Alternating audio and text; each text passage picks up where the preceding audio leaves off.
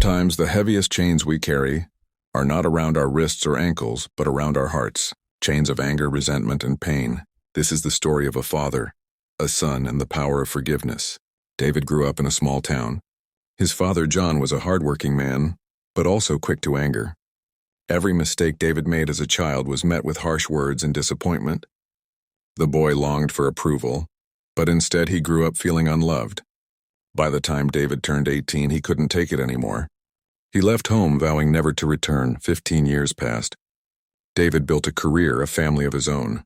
But deep down, there was a wound that never healed. He never called his father. He never visited. Then one morning, a letter arrived. It was from his hometown. His father was dying. David's first reaction was anger. Why should I care, he thought. This man never showed me love. He doesn't deserve my forgiveness. But that night, he couldn't sleep. He remembered all the times as a child when his father worked 2 jobs. How his hands were always rough and tired. How sometimes, instead of saying, "I love you," his father showed it in silence.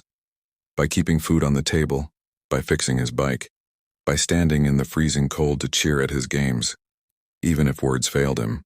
The next day, David drove back home. He walked into the hospital room. There lay John, frail, weak, with tears already in his eyes.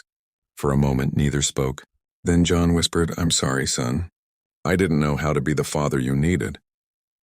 David felt the years of anger rising inside him. But then something unexpected happened. He reached for his father's hand and said softly, "I forgive you." At that moment, the chains broke.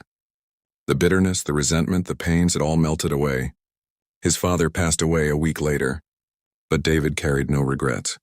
Because forgiveness didn't just set his father free, it set him free too. Forgiveness is not about forgetting the pain.